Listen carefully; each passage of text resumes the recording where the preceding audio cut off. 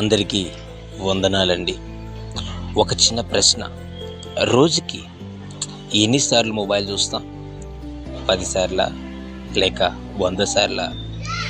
ఒక మెసేజ్ వస్తే వెంటనే ఫోన్ తీసుకుంటాం, కానీ దేవుడు తన వాక్యంతో మనతో మాట్లాడుతున్నప్పుడు బైబిల్ తెరవటానికి మనకు సమయం ఉండదు. మొబైల్ మన చేతిలో ఉంది, కానీ దేవుని వాక్యం అలమరలో ఉంది. ఫోన్ బ్యాటరీ అయిపోతే వెంటనే ఛార్జ్ పెడతాం.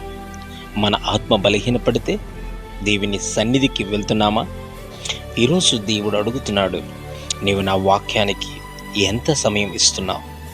కీర్తన 119:105 చెబుతుంది, నీ వాక్యము నా పాదములకు దీపమును, నా త్రోవకు వెలుగునై ఉన్నది.